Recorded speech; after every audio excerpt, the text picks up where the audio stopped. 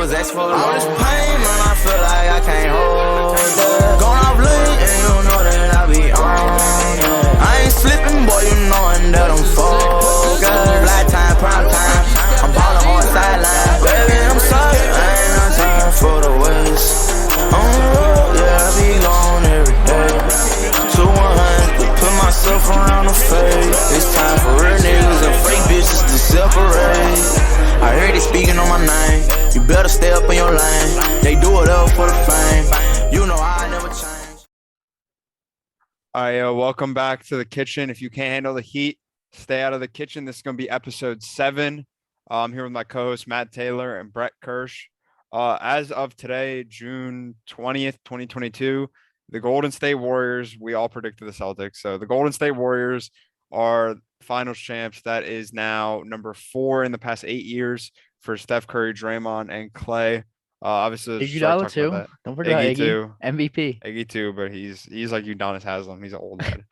I mean, he's better than Udonis Haslem. Yeah, obviously he actually played. But yeah, let's just start off with that. Do either of you guys want to start about that? Celtics just got way too sloppy. I think that this might sound crazy. I think at the peak of both teams' abilities, the Celtics were still better. Like, they beat themselves. If they didn't have 22 turnovers in game 6, and I think they had 20 in game 5, they could have easily won. Like, that's so many extra points, so many extra possessions. That could have dictated the whole different game. The Warriors, I believe, had like 9 in game 5. They were just played smarter. They played better. They played more as a compact unit. Like, the Celtics beat themselves. I think I've said this last podcast, the biggest thing, you cannot have Jason Tatum and Jaylen Brown as your main passers in a team.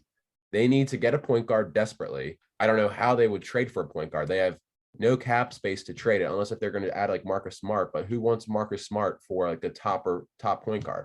Because like we were talking about with Brett, like Lonzo would be like a perfect type of player for it. But the Bulls want to trade Lonzo for Marcus Smart, unless if they added picks, and we don't know how his knee is. Like, I mean, it was also still very impressive by Steph Curry. Andrew Wiggins, he had a fantastic series. He was, I think, the second best player easily on the Warriors. He proved that he's worth that max contract. He proved everybody wrong. Maple Jordan. Yeah, Andrew Wiggins, he definitely played his role perfectly. He didn't need to be the number 1 star. Obviously, for the Warriors, you have Curry. You filled pretty much the Clay role that they've had in the past finals before that. He was just the number 1 go-to guy. You can play good defense, score average about what, like 18, 19 throughout the finals. I mean, that's all you need from a number 2 if your number 1 guy is averaging 35. I think it's incredible how much he's changed the narrative of his career.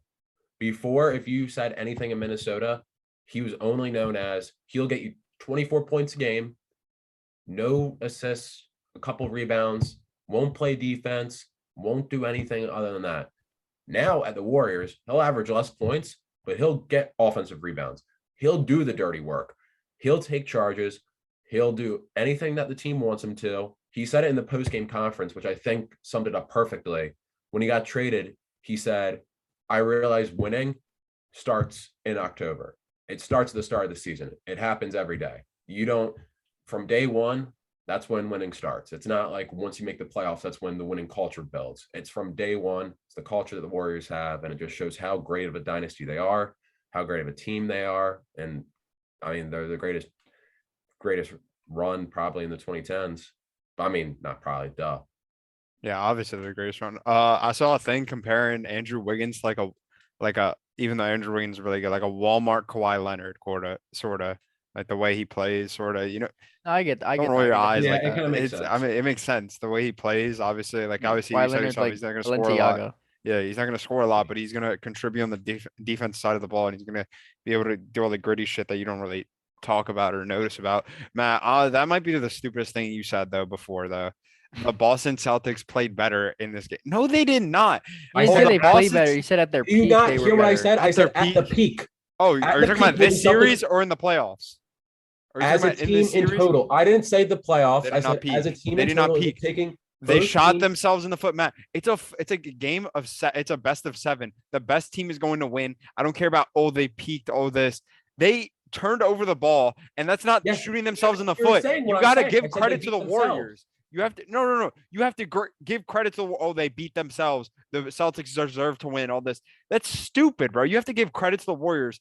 You're just mad because your take was wrong. Jaylen Brown, when he was dribbling off his foot, when Jason Tatum was taking dumbass fucking shots. Dumbass fucking shots. Fault. Why is he taking dumbass fucking shots? Because he can't get to the rim. Because they're fucking playing great defense, Matt. They're playing great defense on him. You have to give credit to that. They were stopping him every play. Oh, they shot themselves in the foot. He was making stupid turnovers. Pressure causes turnovers. He was getting pressured, bro. He didn't see defenses like that before in the East. Even the fucking Heat. He wasn't able to get to the rim. And you know that too. Jason Tatum has struggled to get to the rim. And that's why he had so many turnovers, because he was scared to shoot the ball too. If you actually look at the stats, the way most of the games went, he was able to get to the rim. It was watching the Celtics, they were able to get to the rim sometimes, but every single time they got to the rim, they would look for like contact. They would never actually like try to bully through. Like it was because they're soft. They're soft. Yeah. Like they just kept on. Every single time Jason Tatum would go up, he would get hit. You would see him complain to the ref. Then boom, if he tried to follow through, use strength, he might have been able to finish. But the Warriors 100% deserve credit. They are a fantastic team. They deserve to win the title. But you have to admit, the Celtics also they shot themselves in the foot sometimes. Like there were certain moments in the games where they just made stupid decisions, like the whole team around, that the Warriors didn't fully cause. Like great teams could have overcame certain things. That's literally bullshit, Matt. That's bullshit. They didn't cause that. Matt, you're saying, like they made if they didn't make these mistakes. There's no ifs to it. They were making these mistakes because you said it yourself. When they get to the rim, they were looking for contact because they're scared, Matt. They were scared the whole game. And you know how much I hate Draymond this series and how I'm like telling you, he played fucking terrible. But at least he fucking got up in Tatum's face. Like they're all soft. Like you're telling me Marcus Smart's supposed to be a menace? He's soft as shit too. He's letting Draymond and fucking Gary Payton get in fucking Tatum's face, not doing shit. They don't do anything, bro. They were soft, bro. And that's the reason they lost. You can't over here saying, they shot themselves in the foot. No, they didn't shoot themselves in the foot. What they fucking did was they stood down and let themselves get fucking shot by the other team. That's what they did. They literally just stood there and took it. Multiple times in game 5 where Jaylen Brown had nobody on him. He was dribbling just up the court, no pressure on him, and he was dribbling off his foot. The Boston Celtics, if they were turning the ball over so much in the series before and they still won them, they're just clearly the better team in that series. But I think Golden State just capitalized so much more on the turnovers that they were getting off of Boston. Exactly. Is that not what I was trying to say?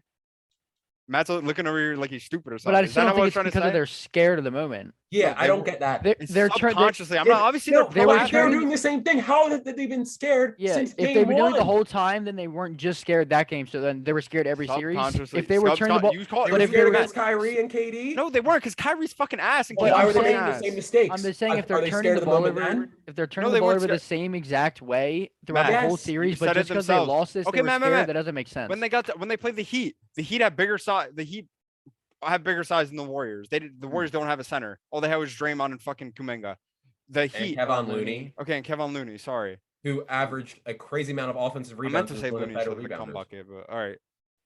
Against the Heat, were they going in the paint? Were they going in the paint soft? Were they going in the paint looking for calls? No, they weren't. They weren't going in the paint going all soft like that. You could also make a case that Jason it was Tatum subconsciously. They don't play as strong. What do you mean his shoulder was hurting him since the Bucks series? That's a lie. He got hurt on the Victor Oladipo game 3 when he got taken out. He's been hurt since the playoffs. What are you talking about? Not his shoulder. He got hurt in game 3 when he got taken out, and then he came back in. What are you talking about? He hurt his shoulder. Yeah, he hurt his shoulder bad. He made it worse, but he's been hurt the whole playoff series. His shoulder has been bugging him. I'm pretty sure since the Nets series. His shoulder's they've been talking about it since the Nets series. His shoulder's been hurt. It got hurt when he got tangled up with Victor Oladipo in game 3. His shoulder has been hurt, Matt. His shoulder has been hurt for the longest time. I don't know what you're talking about. His shoulder has been hurt since the Nets series. He's been complaining about his shoulder. I don't think so. It was either the end of the Nets series or the beginning of the fucking Bucks series. His shoulder has been bugging him. I don't know what you're talking about. I don't think so, Steph. Marcus Smart and Robert Williams. I'm literally 80%. Yeah, I know Robert Williams was hurt. He was playing every other fucking game, man. And so he played one game hurt. Play the other game. Jason Tatum, the first injury when he showed up on the injury I'm pretty sure report, with the and then Heat series. Yeah, it was game 3 against the Heat when Victor Oladipo got tangled up and they wrapped his arm and he fell down and he got taken out and then he came back. Same thing with Marcus Smart. Okay, then I did not know that then. All right, you're wrong. Okay, I just said that, dickhead. But you also have to think that contributes to why they're looking for contact. That's another. You don't want to go into contact every if you're single injured. series. Okay, but then why the fuck does Jaylen Brown not want to get contact? Stefano, Why the hell every does single Jaylen Brown not series, you want can contact? say the team kind of fucked themselves. Like they screwed themselves up, and that's how the Celtics were. They deserve made to way lose, Matt. more You're trying to make mistakes. excuses. They deserve to lose, Matt. I'm Brett not said saying it. Brett said it deserve to I'm not perfectly. saying they're not, but I'm saying Then don't say they- they shot themselves in the foot and they could have won that because they're not going to win that. You play the series again, the Warriors are winning again. I'll put Matt's take was that at their peak, Boston played better, but they just made so many crucial mistakes and Golden State capitalized on them that's why they lost. They were Yeah. able to win the Okay, then previous say series that. because they were Say just what Brett clearly, said. Brett said it literally perfectly. because they were clearly the better team in the I series said before that at the start. No, you did not. You literally Yes, said they I shot did. themselves in the He foot. did say that. Matt, Exactly. That's what I they just shot said. themselves That's what I in the just foot. said. Listening. You That's said what I they just shot said. He themselves in the said foot. Boston peaked higher, but they shot themselves in the foot, so they lost. Thank you, Brett. When you say shit like that, when you don't word it like Brett, because Brett worded it perfectly. When you say like, oh, they shot themselves in the I foot think and you they could actually peaked go better. back, and Okay, I will go back literally because I'm the almost one said who those edits same the exact videos. words. I will watch it. I'll I think gladly you watch guys it. are just screaming at each other too much. You didn't hear him say it, but I was listening and I'm pretty sure Matt said that. Okay, then I'm sorry then, because I literally thought you were saying that you were trying to make up some bullshit excuse. Because when you say it like that, it sounds like you're trying to make a bullshit excuse. Because the Celtics shouldn't have won. You play the series again. I The said Warriors that are stuff, winning. and you just started screaming at me.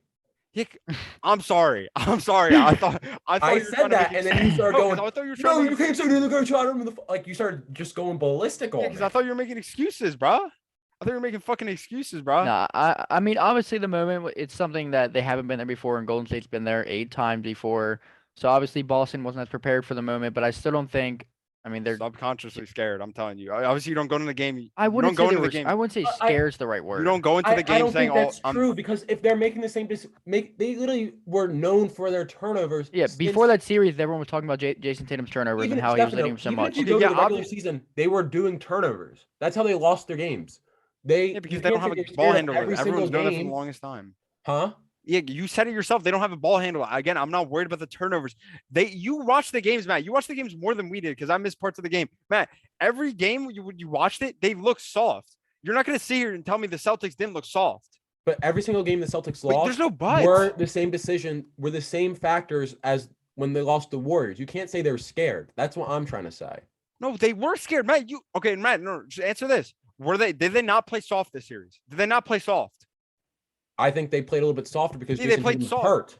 Okay, Jason Tatum's hurt. All right, why is Jaylen Brown being soft as shit? Why does Marcus Smart play don't soft think as shit? Jaylen Brown was being Al soft as Horford shit. plays Jaylen amazing Brown game was 1, doesn't want to shoot the ball game 2.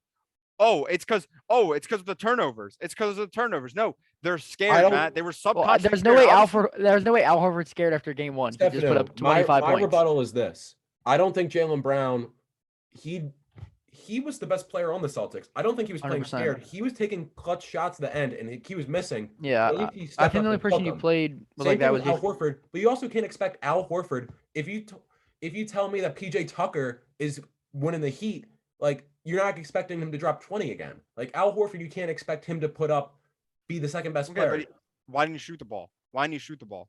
Because game plan he's or just something? a I don't role know. player. He's not always supposed to in the game. Sometimes plan. people just get hot he's a on role a player. certain night. So he's a role player, so he'll have 0 shots in the third quarter when he's a starting player, Matt. It's just that's just how the game flows. Yeah, You can't help that. That's a perfectly role fine player. if the game They're not flows like that. Al If Jason Horford Tatum's on taking that. shots, Jason Tatum was getting fucking pressured like shit, and he couldn't put up shots. He was breaking shots that game. Yes, because he had a hurt shoulder. Okay, then Al Horford needs to step up. That's exactly what I'm saying. Everyone has a plan until they get punched in the mouth, bro. They were fucking subconsciously scared. You're a grown ass man. They're going into the game. Obviously, you're not going to say, "Oh, I'm scared of this team." Subconsciously, they're scared. You're always the one to talk about mentally how teams are weak mentally and how Draymond does so good mentally in the game and just puts people out of the game. That's what they were doing the whole game. Even though Draymond didn't play good, he was taking people out of the game mentally, and they were just scared, Matt. It was subconsciously scared. That's all I'm trying to say. They were making the same mistakes throughout the whole playoffs. They were not playing this soft though, Matt. Which game did they play this soft? You guys are just repeating yourselves at this point. You guys just go back and forth repeating the same thing. Going back, talking about game 2, if Al Horford had an amazing game 1, obviously, and then not shooting the ball, and you're saying Jason Tatum was forcing shots, I think subconsciously that could have been Jason Tatum thinking, "Oh, I played terrible game 1, didn't shoot the ball at all." Maybe he wanted to step up and be the number 1 guy, which he should be, and maybe he was just playing bad and just didn't want to find Horford. But they're not going to run their offense through Al Horford. So obviously, he's not going to have like 0 shots. That was bad. Like they should have gotten some But looks. that was one game. That was one game. They should have gotten some looks, but you can't like always help that sometimes. Like they're not going to look for Al Horford to be the number 1 guy on the offense. That should be Jason Tatum or Jaylen Brown, preferably Jason Tatum. But like you said, he's been hurt, and then if you watch the end of the games, Jaylen Brown was taking those clutch shots. Like he was missing because how good the Warriors defense was, which that's totally on credit on them. No other team could stop him like that. But Jaylen Brown was still taking those shots at the end of the moments. Like you can't say he was scared. If you're just taking the shots, that means you got the balls to do it. Right? Yeah. Right. You're right. You're perfectly right. But Matt, how were they scared? Matt, listen, I've been saying it like you're not answering my question. I'm literally pointing out to you the Bucks series, the Heat series, because the Heat series you're talking about. Okay, you brought up. All right, I was wrong about Jason Tatum. I thought he's been hurt since the beginning of the fucking Bucks series. All right, you're right. Why didn't he play this? He didn't play this soft against the Heat. I didn't see him playing this soft against the Heat. The Heat had one of the best defenses. I didn't see him playing this soft. Answer the question, yes or no. Did he play this soft against the Heat after game 3? What would you say after game 3? Did he play this off? No. He didn't play as great. He didn't play. No, I'm not talking about how good he played. Did he play aggressive? He played pretty aggressive against the Heat. Was he playing aggressive? Was Jaylen Brown playing more aggressive? I'm not talking about just putting up shots. I'm not just putting up shots because you don't have to have that much balls to shoot the ball. I think any player on the court wants to shoot the ball. I'm talking about getting to the rim when there's 3 guys there and having the balls to go up with the ball and not be looking there for a foul every fucking play. Because you said it yourself, they were asking for a foul every fucking play. Answer yes or no. Yes. Yes, they were playing soft, Matt. But if they're looking for a foul every play, that means they're still driving it, and that's your point. Yeah, and they weren't getting the calls, so they just keep doing it. They were making. You were talking about their mistakes. They keep making the same mistake. They kept doing the same shit. They kept doing the same shit, and it's not because they. Partly, yes, they are kind of stupid for doing that because they weren't getting the calls and they keep doing the same shit. The Warriors were doing this perfectly well. They weren't what's it called? They weren't exaggerating their fouls. They weren't making it look like Draymond should have had a fucking tech. But again, like he said, he was making it look believable. At least he was making it look somewhat believable that he wasn't fouling the shit out of them, even though he was. No, he tried to take his pants off. Yeah, Draymond fouled out, and I'm pretty sure I know at least 3 of the games. No, he fouled out 3 games. Yeah. All right, let's just. That just got heated. All right, I think the argument's done. Stefano thinks they were soft, and you thought it was mental mistakes. I think might be a little bit of combination of both in the moment, but if they were consistently doing it, then yes, it's going to carry through if they were doing it the entire time. But yes, the moment can affect that a little bit. I also think. I think they were just outmatched. Yeah, injuries can also affect that. I think you guys are both right. You just think you're more right than each other. I still think the Celtics at the peak, fully healthy and at their peak, would. You can say that, but that didn't happen. The Warriors won that championship, and the Warriors, yes, 100%. Okay, if Steph Curry had a 40-inch vert, he'd be the greatest player of all time. I don't do fucking what? That is 100%. No, that is not true. He has contact dunks like Ja. I'm best player of all time. What is he gonna do on the defensive side of the ball still? I don't care. He doesn't have to play defense when he's putting up 60. He's not putting up 60. Adding a 40-inch vertical, that means he's getting 25 points a game just from dunks. I don't know where you're getting that. Around the rim, that's not going to affect it as much. That was a Mike Korzemba take right there. Exactly. I don't do if and buts. I just do absolutes, Matt. You want to talk about surprising and disappointing teams for the season? Sure. Someone else can talk. I'll start with probably my most surprising one. You guys probably agree with this, but I mean, obviously the Grizzlies. They had what? Their coach was coach of the year, right? No. He wasn't? No, Taylor Jenkins came in second. No, Ja won most improved. I knew he was up there. Ja won most improved. Yeah. Obviously, everyone thought they were going to be pretty decent, but I think they definitely took that next step. They took Golden State to 6 or 7? They took him 6. I think it was 6. I think they probably matched up. Without Ja. Sure, stats show that they were better without Ja in certain games, like when he got injured, but obviously you're going to want Ja to play for them. Well, I think they definitely so everyone probably expected them to be like a 6, 5, maybe a 4 seed before the season, but then they definitely took a step ahead than what everyone else thought they were. Mm-hmm. And then obviously, I mean, they have a good future, a lot of young talent there. My team, Missing one or two more pieces, maybe some role players, but I don't know. I think they're ready to compete now for a title. They just have to improve. Desmond Bain has been one of the best. I yeah, that's thought, a role. I'm saying like yeah, another like star would be nice. Not star, but You know, if you They solid, if they have a another guy that solid can guy. create off the ball, because Desmond Bain's more of he's a He's traditional a two shooter. guard shooter, Yeah. stuff like that. he's Not a catch and offensive. shoot type guy. No, if you bet on the Grizzlies every game, they were the greatest team against the spread this Yeah, year. I did see They that. it was they were like at some point in the year they were like 49-12, I'm pretty sure, against the Yeah, spread. it was Like incredible. even Vegas didn't expect them to play this good. Yeah, no. Um, My most surprising team wasn't nowhere near as good as the Grizzlies. I feel like the Grizzlies is a pretty like that. that's the obvious one. Yeah, that makes the most Yeah. sense in my opinion. My team, they honestly they didn't make the playoffs. Maybe the playing game. I had the Cavs. They were my second team. I was gonna say them, but I think a lot of people expected them to be like top 3 in the lottery. Like nobody really expected Evan Mobley to show out. Like Darius Garland showed flashes, but nobody really expected him to be an all-star. And people expected Jared Allen to be like putting but up he was numbers, a but not solid play. Like he was an you wanted Jared all-star. Allen on your team, yeah. Yeah. I think, like I said, they didn't make the playoffs, but I think they have such a good solid future. I think every player succeeded expectations. I think the whole organization succeeded expectations. Mhm. I think they're going to make the playoffs next year. They're just going to keep on improving. With such a young core like that, you got to be happy, like just them performing for like sure. I that. think they really took the league by storm. That's who I had. I agree with that. That was my second option. I got like two teams technically, but I'm gonna say like my real answer, and then I have like another one, just like honorable mention kind of. The New Orleans Pelicans. So obviously I agree with what you guys said, but I think the New Orleans Pelicans, no one really expected them to be good, even when they got CJ McCollum. Everyone's like, oh, it's CJ McCollum. Like the Blazers have been asked. Like no one's expecting anything from him. I think Brandon Ingram stepped up a lot, and Zion might get traded, but there's a chance that he doesn't get traded. And Zion Williamson with Brandon Ingram and maybe CJ McCollum for a couple more years. That's a pretty good core right there. Jose Alvarado. Yeah, Jose Alvarado. They they got 2 games on the Suns, and we learned out the next series the Suns are fucking ass. But obviously, like they were able to win 2 games in the playoffs. Obviously, no one expected them to win a series, but they won the play-in when a lot of people doubted them. People thought the Clippers would win, but they were still able to make the playoffs and try to compete at least. And I think they have a pretty good future with Brandon Ingram and Zion Williamson. I think people also maybe not forgetting about Zion, but like hating on him because of like the whole weight issues and stuff. When Zion was playing, he averaged 40 points per game for a month. Yeah. Zion Williamson, like you may say he can't shoot. It's like it's almost the same thing with LeBron. He can like shoot. You say like it's easy to stop him because he can only score pretty much inside, but you can't stop him. Like he's gonna be able to get inside every time. Yeah. So I mean Zion's a great player, but he never stays healthy. So yeah.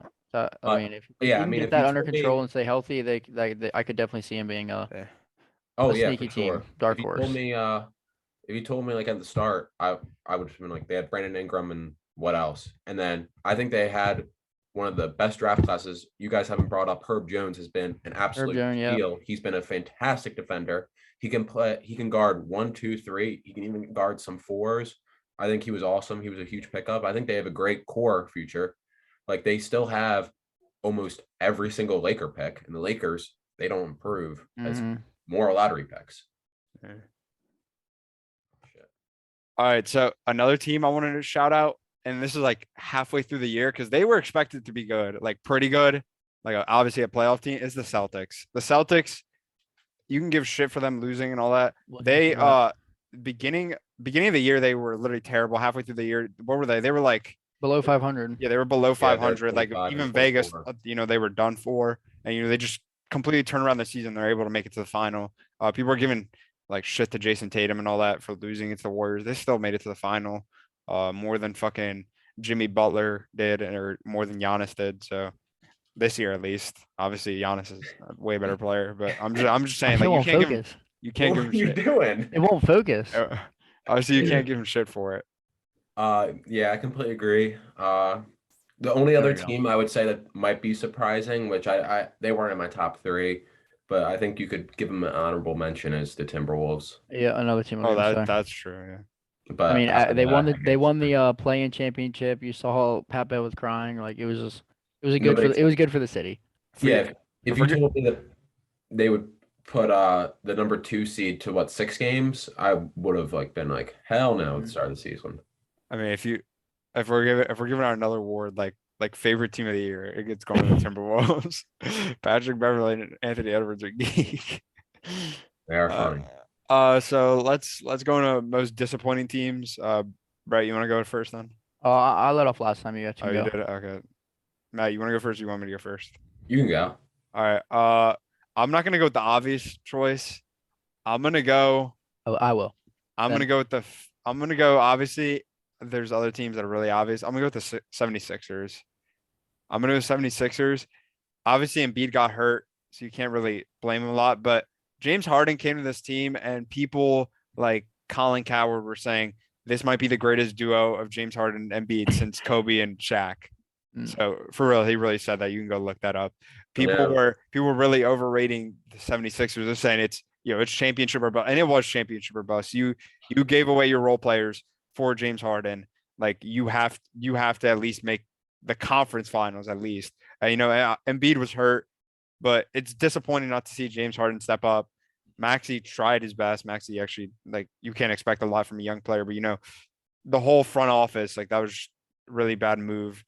It was just disappointing. It was championship or bust for them. They had to at least make the conference final or the finals. People were expecting the finals. Like I said, they were comparing it to Kobe and Shaq. It was nothing like that. This guy might be lucky to be compared to Brendan Knight. I'm talking about Harden. Yeah, if you really want to talk about should have been in the finals, my most disappointing team was the Nets. Yeah, significantly. Obvious pick, yeah. I think there's one other that's a little bit more obvious. But if you go to literally the beginning of the season, they were the favorite to win the title. And then they were still the favorite when they were the 7th seed. If you go back to the opening day of the playoffs, sportsbooks had them as the second favorite to make it to the finals out of the East. And they got swept. If you go to the start, people were saying, James Harden, Kyrie, KD, they were like, this could be unstoppable. This could be crazy because you did have a little bit of mystery because people were injured last season. So you could maybe make that as an excuse that you didn't fully see the full potential of the Nets with James Harden, Kyrie, KD, and everything just blew up. Kyrie, with the whole situation off the court, that took away, that wanted Harden to trade. Then KD got hurt. They dropped down to the 7th seed. People still, like I said, they were literally a pick'em against the Celtics to win that series, and they got swept significantly. Yeah, I think not most people, but a lot of people probably picked the Nets in that series. I mean, I forget who I said, but it was definitely contemplation. Yeah, I probably picked the Nets, honestly, if I'm being honest. Yeah. What's going on, Matt? You forgot another big player, Ben Simmons, also back issues, even though I'm pretty sure he was cleared by doctors to play, and he still doesn't want to play. Exactly. And he's, one of the pieces they traded for Harden, who was upset. I mean, it was a catastrophe. It's the offseason now, but news that broke today was Kyrie might test free agency. Yeah. If you have Ben Simmons that just had back surgery in this offseason, he had another back surgery, so you have no clue how he's going to play. A guy that hasn't played in over a year that had 2 back surgeries, and then KD is getting older and nothing else. I mean, Joe Harris may be coming back off an injury. Which I still don't trust. And he's getting paid $16 million a year. He's in the bag. It is a huge dumpster fire. It's a poverty franchise. Nash was a terrible coach. He's one of my favorite players of all time. But Kyrie and KD, I think Stephen have said it since the start, they wanted to play ISO ball. They didn't want an actual coach. It was blasphemy that they were favorite. To win the title, I think they were significantly. If you told me, I guess we can say the other obvious one is the Lakers. Yeah, that's what I was gonna say. The Lakers. That was a lot of people's finals preview before the year even started. But if you told me, and I don't know about how you guys feel, if you told me to pick a team at the very start of the season, I was probably gonna pick the Nets. I was gonna pick the Nets or the Bucks to win the title. Yeah, I don't want to brag or anything, but I kind of knew the Nets weren't going to win it. I didn't think it was going to be this bad. I thought they still were going to be nice as shit. Bro, everyone talks about the Knicks are cursed. The Nets might be cursed too. Ever since that trade, for KG and Paul Pierce, bro, this team might be cursed. I think it's the New York curse. I think both teams are They cursed. they peaked when they had You Jared know Dudley in the bench. remember when they traded for Yes, Darren sir. Williams? Like that, like they Pretty are bad too. they're just a shit front office. Yeah.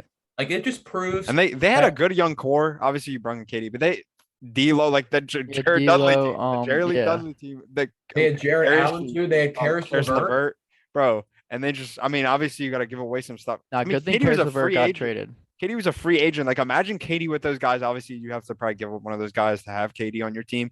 But bro, they just give away everything for wanting to win now, and they can't win now. And it ends up in catastrophe. They're in cap hell basically because they have all these players. They're gonna have to let Kyrie go because Kyrie's not gonna want to Yeah, play I there. think most likely Kyrie's gone. Yeah, I think He reunites with LeBron? I hope What? so. You think he reunites with LeBron in LA? I hope They're so. kind of in cap hell too. I don't know how they Yeah. do it. Nah, I say they both go back to Cleveland and win a ship. Nah, they're gonna ruin that young core. Hell no. I don't know. They're gonna ruin it, bro. It kind of just That wouldn't proves work. like Go no with the matter Magic. how like talented your team can be, Nah, LeBron, If- he'd rather die than like play for the Magic.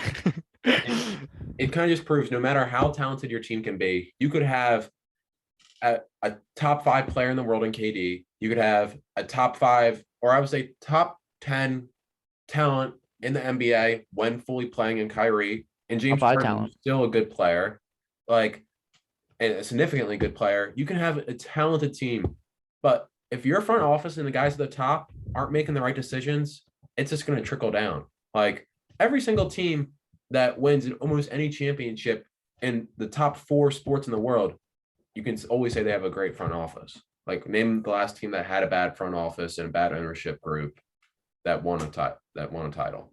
The Lakers. Bulls. The Lakers. Like The Lakers, I don't know. I still think like not as bad as the Nets. Like the Lakers, Yeah, are obviously. I don't notorious think for, they're like, terrible. trades. Yeah. Like at least the Lakers, they drafted good. They drafted Brandon Ingram. They drafted Alonzo. They drafted Julius Randle. They drafted D'Lo. They drafted significant talents. Kwame Like- Brown. The Nets, they did not like name the last time they drafted a good player, and name the last time they made a significant like steal of a trade. Not that I recall. The only one I They've can gotten ever think was fleeced a couple when- times. The only one I They can got ever fleeced think a lot. was I think Joe Johnson was traded from Phoenix to the Nets. I could be mistaken for Look, like, when he got Paul Pierce, he was also pretty old at the time, I'm pretty sure. he went earlier. I thought. Nah, bro. It's just Either way, I don't still, know. I mean, also you talked about it, the front office, it trickles down. They had a toxic locker room, bro. And that's why Harden left. Like the locker room was just toxic, bro. The players they had, KD came to play as ISO ball. Kyrie came to play as ISO ball. It was toxic, bro. It was toxic on the team. It ruined the team. It ruined everything. And you saw in the playoffs, they literally imploded. They imploded. And obviously I brought the Sixers, but I'd agree with that too. Cause like everyone thought the Nets were going to win. Everyone thought the Nets were going to win. yeah. If you said the Nets were going to get swept in the first round at the start of the season, I think if someone offered you like a bet being like, yo, like you'll take the Nets to win like one round in the playoffs, you'd probably put I'd put like my mortgage on it. you'd put a lot of money on Like it. game or games, like if you liver said transplant. the Nets win the game in the playoffs, Yeah. I would literally take out everything and put it on at the start of the season. And it's just crazy it didn't happen. Obviously Lakers. I think Yeah, Lakers. prefer I the think Lakers. Nets might be worse than Lakers. That's, yeah, just because Lakers, I mean, they Lakers lost are their just second best injuries. player, AD. Yeah, that's why the Lakers Can't stay still healthy. had. Russ wasn't a good look, obviously, for the team. I know I love Russ, which I want to talk about a former team in a little bit, probably. We talk about best futures. But, I mean, yeah, I think the Nets definitely the worst look. Yeah, like I'm not a huge fan of the Lakers just because who wants LA to win more championships? Facts. Like blah. Nobody. Like nobody wants that. But their second best player was hurt. Like you could say Kyrie, blah blah blah, but still he played in the playoffs. Like I Kyrie think physically wasn't allowed to play basketball. yeah, like Well, AD, he was, but like he was hurt. I think they made the worst move of the season in the Russ trade, Yeah. but they were not the biggest disappointment. Yeah, Plus, if you told me, like I said, I would have taken the Nets over the Lakers just because of the East was a little bit weaker in my opinion compared to the West at the start of the season, in my opinion. Like nobody thought the Cavs and blah blah blah. defending champs. Yeah, but who Nah, else? everyone thought the Philly up Bucks. there. If you said at the start of the season, I would have said the Bucks, and that's it. Honestly, Yeah. That's 100% true. No one expected the Heat in the beginning of the season to play this good. No one expected the Sixers to be. The Sixers weren't a fucking threat. Nobody expected the Celtics. Yeah, nobody expected the Celtics. Celtics were expected to be like a 5-6 seed. The West, you could have told me Lakers, Suns, Warriors. I would have believed all three of them could have won the title. Yeah. Suns, Warriors, Trailblazers. People don't think the Trailblazers are going to be bad too. Obviously, they thought they would have been a playoff team at least. That's what I thought at least. I thought they would at least. The West was deeper too. Yeah, well, yeah. Let's talk about best futures then. Matt, you want to start us off then? So I think one of the best futures is a team that we already talked about, kind of. I think the Timberwolves have a fantastic future. I agree with that, but I thought you were going to say Cleveland. But you kind of already touched on that. Yeah, I already talked. If you go, they have Cat.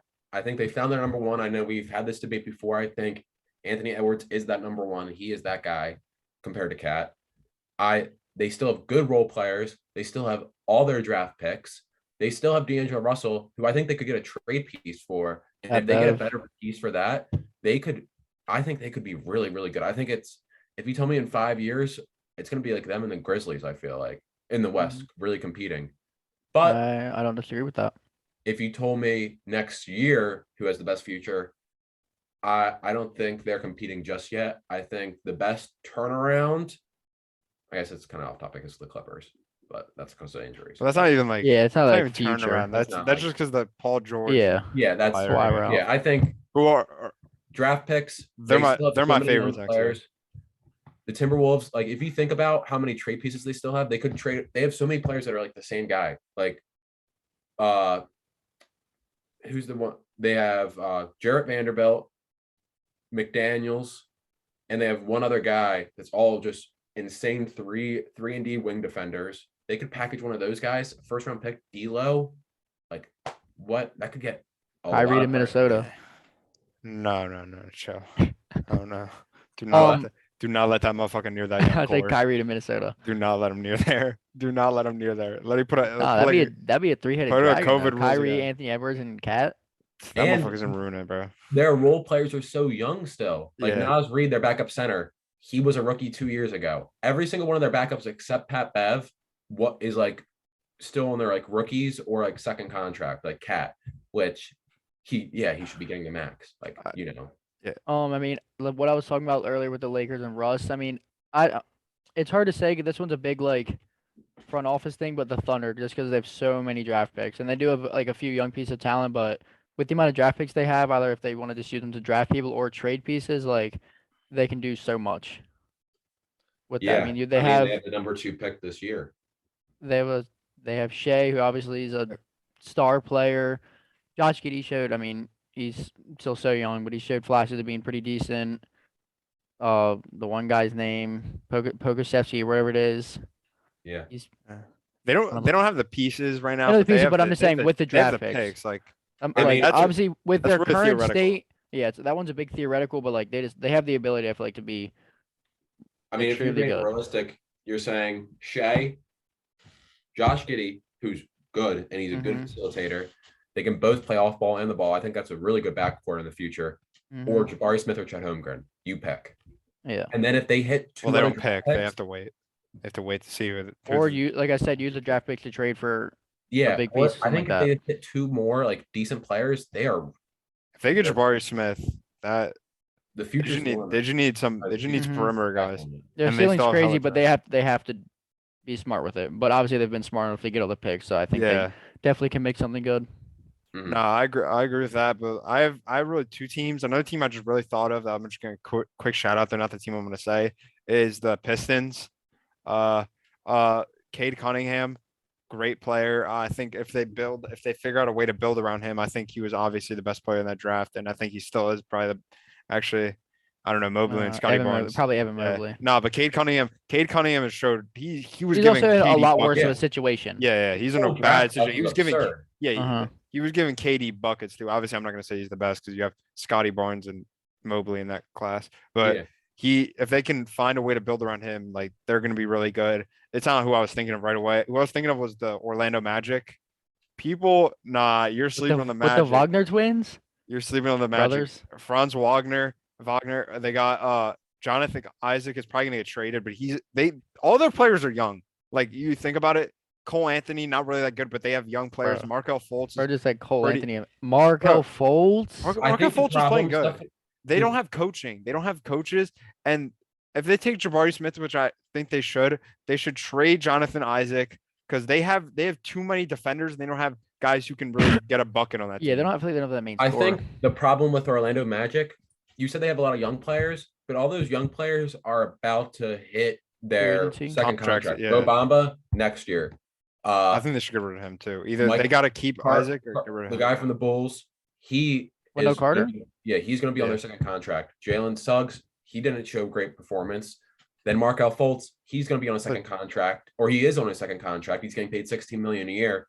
And then finally, Cole Anthony, and not next year, but the coming year, he's going to be on a second year. So they're going to have all these guys, and they're not great decision makers. Mm-hmm. Yeah, I agree with that. I'm just saying, I think it also comes down to coaching. They literally don't have anyone to develop these guys. They don't have anyone to actually develop them. I think they find that they're going to be set. They have a lot of young pieces. I think they should take Jabari Smith #1 this year. The draft is coming up soon. I think taking Chet would probably be a really big mistake, especially because I think they need to get rid of someone because they have too much at this point. Like I said, Jonathan Isaac probably needs to go. He's a great defender, but he's probably the person you probably get the most for in return for, and like you really don't need What do you him. think? What do you think they should try and bring in?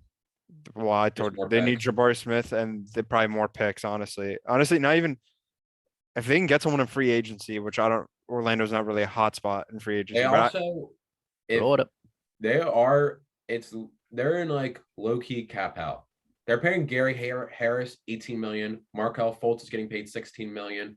They have a couple other guys that are getting paid huge contracts that you don't really notice because they're all scrubs that are getting paid these huge things. So right now, if they don't trade Jonathan Isaac, or say unless they get rid of him, they can't sign anybody in free agency. They should trade for Bertans. In my opinion, the other second bet, I think, in my opinion, probably the third. I think OKC is a really good shout. I think Houston has a great future. They have the second most picks first round picks out of every single team other than OKC. Jalen Green's a hit. I think once they get rid of Eric Gordon, who's going to leave a lot of money right there, 1 year on his deal left. The guy from Germany they drafted and Hartenstein, both their centers are really, really good, and they're good facilitators still. I think that they got a first for Christian Wood. Their power forward. He put up good offensive rebounds. If he's just a role player and he's getting starting minutes, all their players are young. And I still think like I said, Jalen Green's a hit. They have #3. They can really do whatever they want because they're going to have so much money. They're going to have so much draft picks, and they have all the Nets draft picks. Say if Kyrie does leave and then KD requests a trade, that's terrible. One of the worst teams in the league, if not the worst. And Houston's going to have all those picks plus their own. They could possibly have like that's 1 true. and 3 in a draft. I honestly, I'm agree with you, Matt. I put them. You just convinced me. I'd put Houston above the Magic. I was just saying the Magic. I think they have a lot of young pieces that they can build around, but it's really theoretical if they can, develop those guys. No, I agree with the Houston pick. I think I fuck with Jalen Green. Obviously, he played good, and then he would play really bad, and then play. Yeah, he was really streaky. But you guys might call me. I think they should trade back. I think they should trade back from 3. If I'm being honest. I think because who are they going to take at 3? They're going to take Banchero, who I don't like. I don't like Duke. I don't think they should take Banchero. Top 3 talent for sure, dude. I don't know, bro. With the concern, what's his injury concerns? I think he's still good. With it, injury concerns, they don't really. You know who I like honestly more, and I just like him because he's a menace, and you've been bringing up Benedict Mathurin. Oh hell no! If I'm taking anybody at 3 other than not at 3, that's why I said they trade back. Trade back. Hell no. I'm just saying it'd be cool for them to trade back. I think he'd fit their team pretty well. Banchero, the only reason he doesn't really have injury concerns, but he's sweating. He sweats too much. He loses like 10 pounds a game. It's like the weirdest thing, but I mean they literally could do anything. It's crazy. I think just the best right now with their talent base is probably the Cavs, though. Yeah, obviously, but I don't know. Like Jalen Green, they have to develop. is. But I'm saying, we've said a lot of things with like picks and like Yeah, true, outside true, sources. I'm saying just pure talent wise, the Cavs, obviously. Yeah. I don't know. are I said number the one. Timberwolves. Oh, true. Nah. Yeah. I think the Cavs are probably a I little think better. the Cavs are better. I think Yeah, probably. Darius Garland, he really showed this year that he's really good. I think Mobley's probably the biggest piece they need to develop right there. Because if Mobley can become, that guy who can just, I think he can be better than Cat. He can be better than Cat, and it's not ridiculous to say Darius Garland, like, he's not obvious. I think Anthony Edwards is better, but I think he probably fits their play a little bit better. He can be better for Evan Mobley. They got a dog Evan and Mobley Colin can shoot Sexton. too. They got Colin Sexton can play defense. They really have everything, honestly. I think they still It's all have about developmental with the Cavs. Well, I think they should honestly get rid of Sexton. He's Well, he has not injury concerns too as well. He's injury concerns, and you never really seen him other than playing ISO ball. Even in college, he played ISO ball. High school, he played ISO ball. Before everybody played, like Darius Garland was kind of hurt at the start of the season when he was playing, like his rookie year, Darius Garland's rookie year. He just played ISO ball because they didn't have Mobley. So I think they should let Isaac Okoro, the guy that they drafted last year, who's a better defender, more of a 3-point shooter, spacing the floor, which that's what you really need. You don't need an ISO ball guy with those two. Plus, this is going to be a hot take, but I don't think he's going to be as good. Not like as good, but I think Evan Mobley can be Kevin Garnett-esque. Like how he can shoot, move, play defense. I think he's one of the best defenders in the league already. He can match anybody on defense.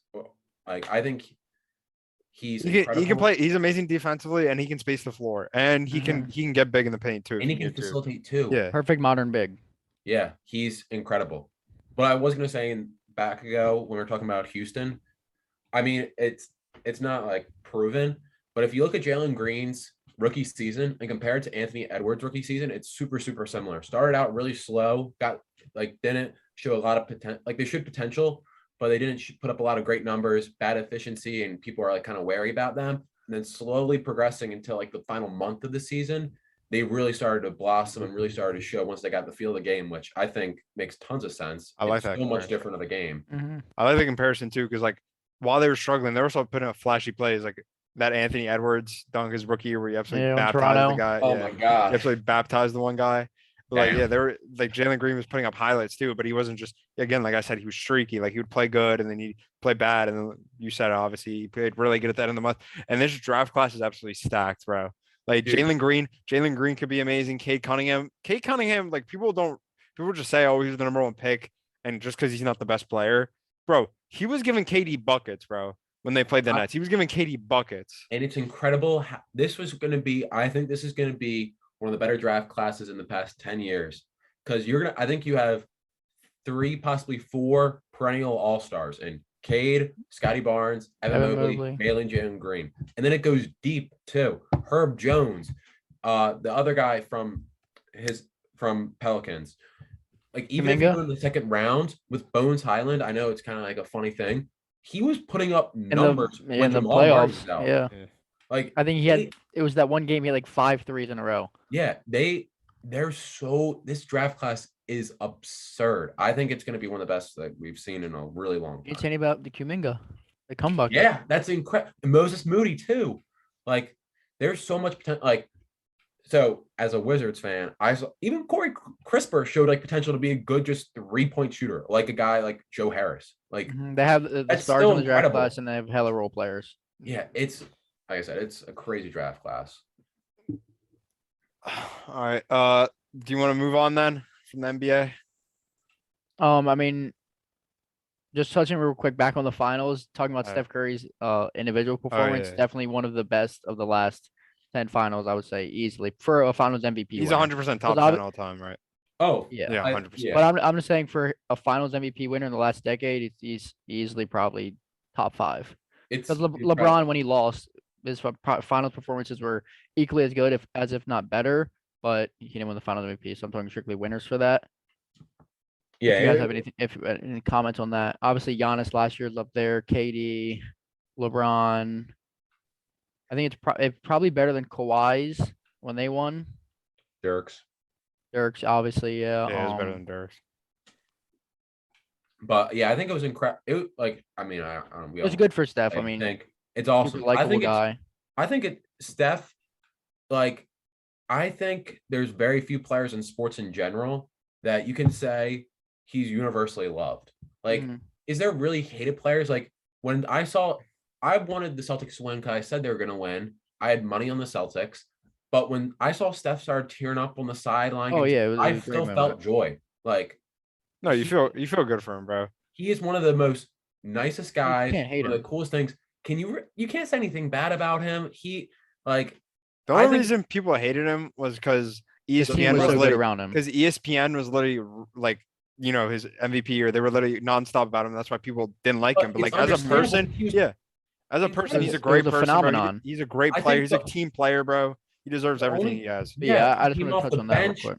I think the reason why he got a lot of his hate wasn't even because of him. It was because KD came to this team. Yeah, exactly. Like, I think it's also kind of cool. Like, I mean, every single superstar in the NBA, they're all like LeBron James, Giannis, KD. They're all 7-foot freak athletes. Even Luke. I mean, talking about Luke. Luke is pretty big.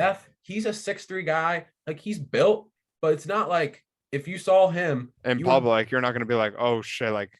Yeah, obviously that's Steph Curry, but like if you saw this type of frame, he was, you wouldn't think that. You would just be like, oh yeah, he's tall and built. This guy's gonna be the best player in the NBA. Like, look at him, he can give people buckets.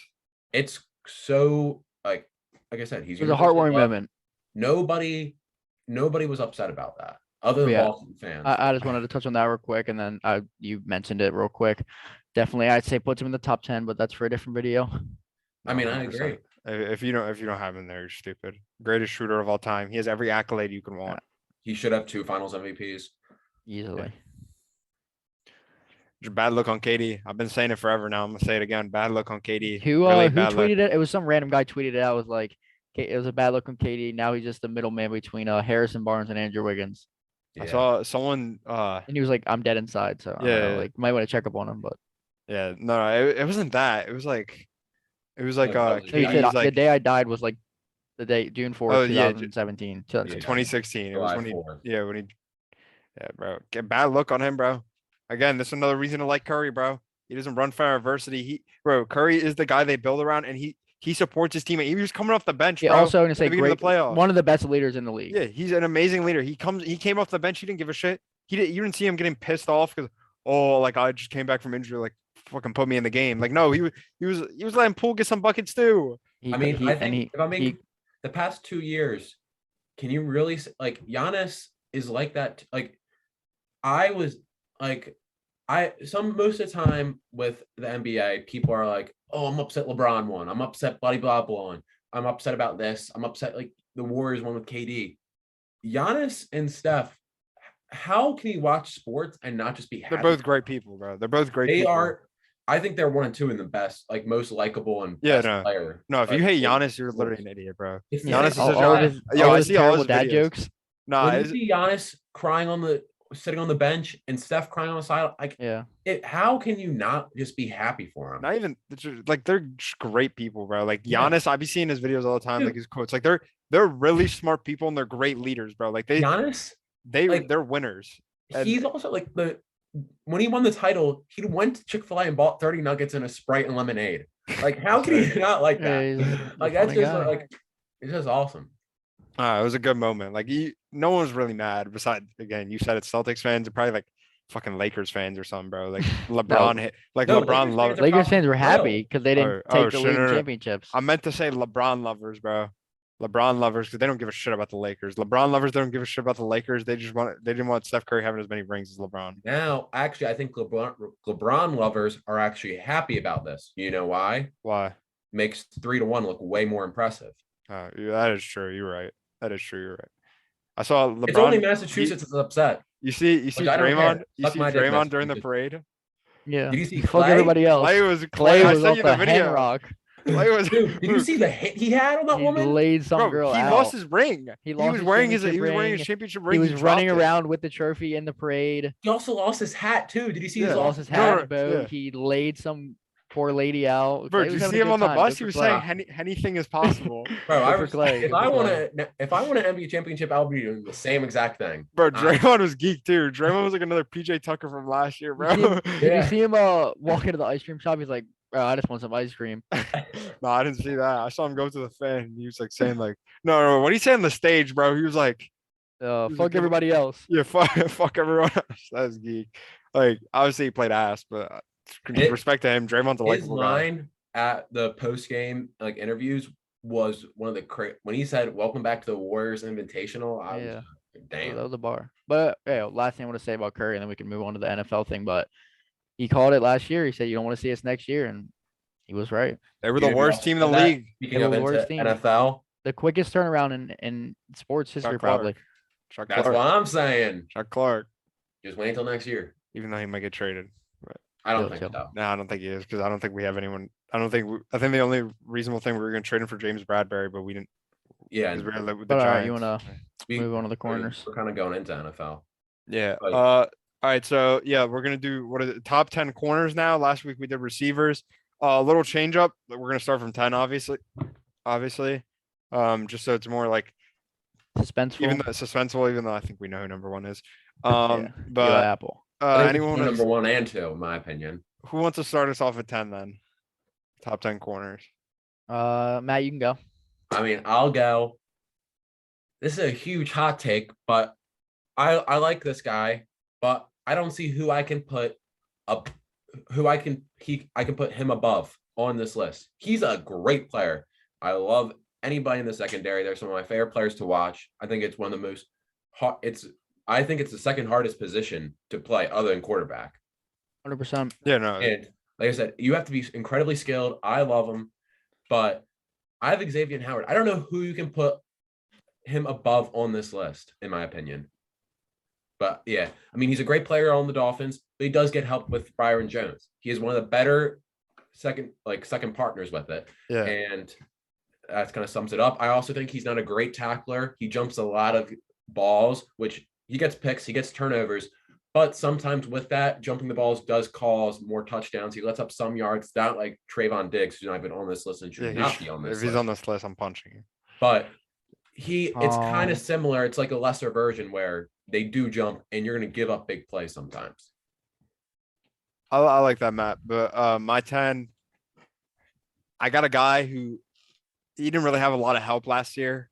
He didn't really have a lot of help last year, so I'm not going to hold it, even though that's probably one of his worst careers. Obviously, I'm still going to put him down a little just because there's some guys like I don't think he's better than these guys right now at the moment. I think he can be better than them. He's really young still. He's got paid. It's Marlon Humphrey. Another guy, he doesn't let up a lot of yards besides last year. He let up some plays, but again, he has no help. His tackling never has really been an issue until last year. His tackling's great. He forces a lot of fumbles, so he knows how to make turnovers. I think Marlon's good. That's why I'm at 10, but I think Marlon is kind of limited sometimes. And sometimes you have to like keep him as a slot sometimes in the slot. I don't think he should be a slot. I think he is an outside corner, but sometimes, you don't want him always like you see us doing it. We put Marcus Peters on the X receiver and we put him on the Y guy in the slot because, he probably is better in the slot, but he's still going to be in my 10 spot. I think he's still really good. I think people are sleeping on him. He's definitely better than I'm telling you right now. I don't have Denzel Ward on my list. I think he's better than Denzel Ward. If you think Denzel Ward is better than him, I don't know what kind of game you're watching because Denzel Ward is not better than him. Right, you want to go? I disagree with that, but I do agree with I agree with 9 and 10, but I'll flip them from what you said, Steph. So I agree with Matt pretty much. Xavier Howard at 10 and then Marlon Humphrey at 9. Xavier Howard, better version of Trayvon Diggs, doesn't give up as many yards, gets the picks. I mean, he's been consistent with that. He's led the league in picks, I think 2 out of the last 4 or 5 years. It's something like that. I think J.C. Jackson did the past 2 years. I know he's led the league in picks twice, somewhat in the recent past. But Marlon, like you didn't really say this. I mean, you sort of said it, but physicality, one of the best more physical corners in the league. But athletically, he's not he doesn't have the top speed. Of course, he has it, but I mean, it's all pretty close towards the bottom half. Yeah. I'm just gonna say right now, 9's Xavier Howard. I have Xavier Howard at 9. I think he's better than Marlon just because obviously he does give up a little bit more yards, and obviously you could switch him around because he obviously is Byron Jones. He's more help, but I think he's just so good at creating interceptions like that, and he's not doing it to the degree of where he's Trevon Diggs and he's fucking letting up over 1,000 yards on just any receiver, like in general, the whole year. So I think you already talked about it, so I'm not going to say much. He creates turnovers, and he's really good at it. Mm-hmm. I got Denzel Ward next at 9. I think, like, if we're being real, I think, like, the QB position, it depends who's on around you. And let's be real. The Greedy Williams, he's popular because he's like 90, like 9 speed in Madden. Like, he's not that great of a player in real life.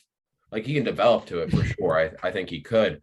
But, like, the past couple of, like, the last season, he was not that great. Bro, Greg Newsome played like a top 20 corner last year. Yeah. Greg Newsome played fucking amazing. He was probably the best rookie corner. Are you saying that, like, he puts up good numbers? He's consistent. I have a 9. Yeah, I'm fine with that, because if I had to extend my list, I put him at 11. But to say like he doesn't have any help around him to the degree of Marlon Humphrey and like these other guys, like even another guy I'm going to talk about later who I think is better, who you said isn't, but I think he is. Greg Newsome was like a top 20 corner. Like, he played amazing. Greg Newsome, and he was a rookie. He's only going to improve. I think they have a great secondary, and Greedy Williams is fucking ass. Greedy Williams is terrible. I agree with that. But good, like, Madden. He had some help. Yeah.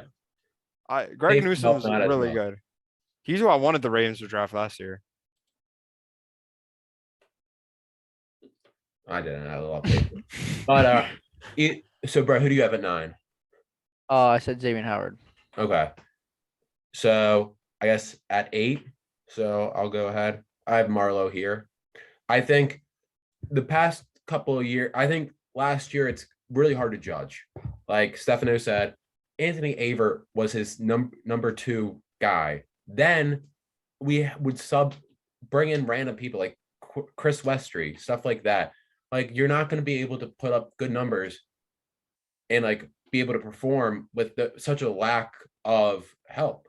I think this year he's gonna get way more attention, like, throughout the league. He's gonna look way better because of the help around him. Like we were talking about, like, kind of like in between the 2 segments, he's gonna have Kyle Hamilton, Marcus Williams, Chuck Clark, Fuller, and Marcus Peters.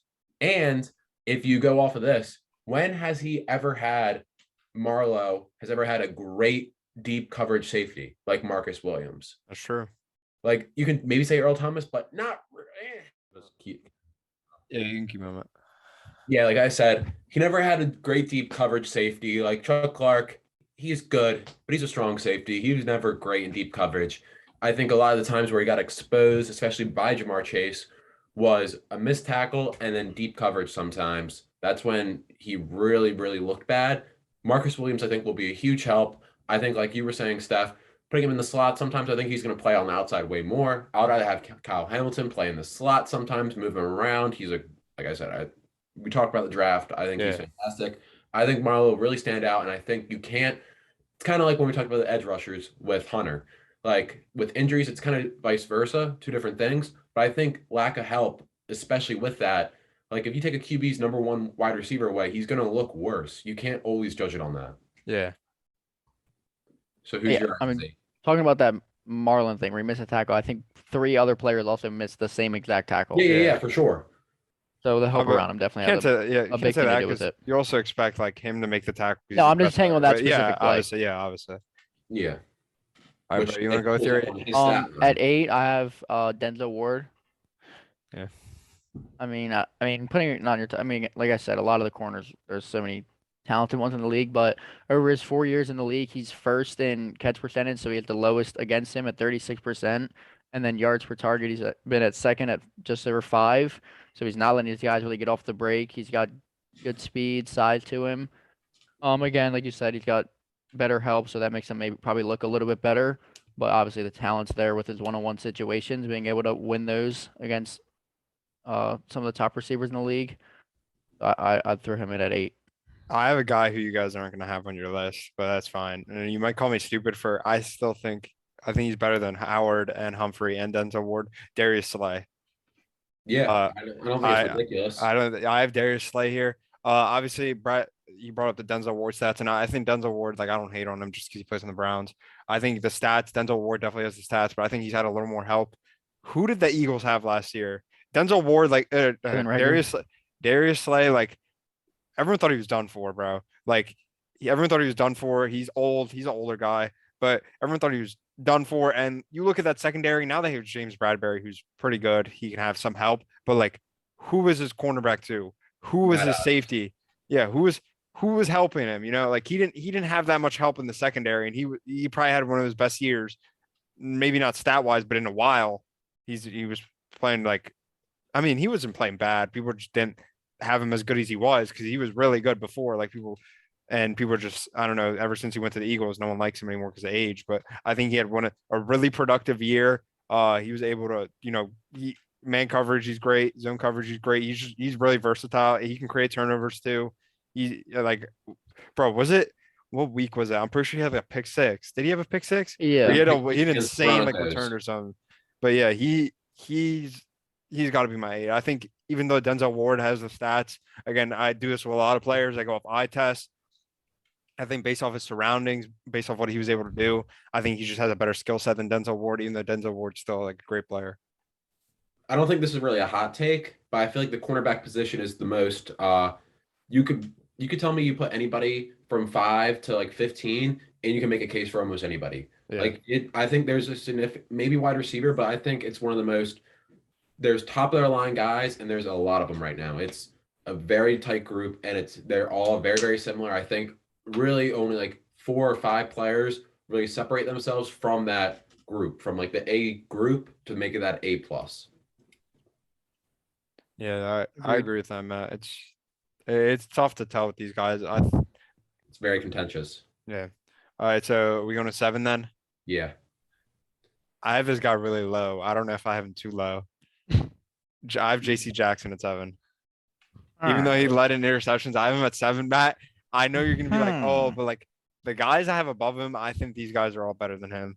JC Jackson obviously creates a lot of, you said it yourself, he led the league 2 years in a row now in interceptions. And he's a big body receiver. Like he fits a man coverage scheme really well. And I think he's going to do really good for the Chargers. It's just like, obviously like turnovers are great, and he doesn't let up a lot of yards, but I think, I don't know. I can't really name anything wrong with him. That's why I have him so low. Cause obviously you would think I've had him higher just the year he had, and the couple of years he's had, but I just think these other guys are just better at being a cornerback. I don't really have anything to defend it. It's really hard to like say like what he's bad at, because he's not bad at anything. He doesn't really let up a lot of yards. I think these other guys are just flat out better.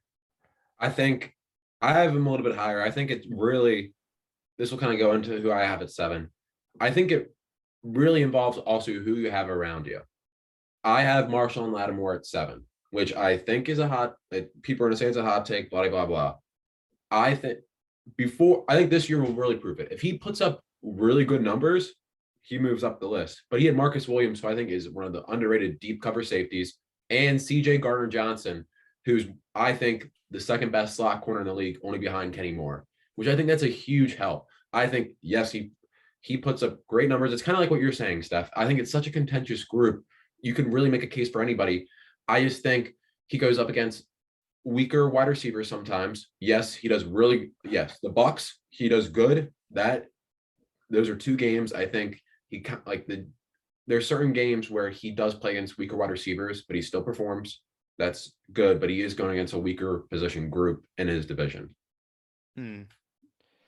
But like I said, I think you make a case for anybody. I have him there. I'll respond to that in a little, because I have him higher up on the list, and I'll respond to what you just said. But I mean, that's fair. Again, like I don't hate it, because again, like I didn't have Denzel Ward unless he has great stats. Mm-hmm. It's not really. It's hard with corners. Like you can have him anywhere, you know. Mm-hmm. It's hard because stats don't always like. Yeah. Trayvon Diggs, he was almost like at one point he was on pace to break the all-time interception leader. Like if you tell a random fan that's never watched football, you would think, oh yeah, he's number 1, but we don't have him in the top 10. And that's why a lot of people don't. You don't.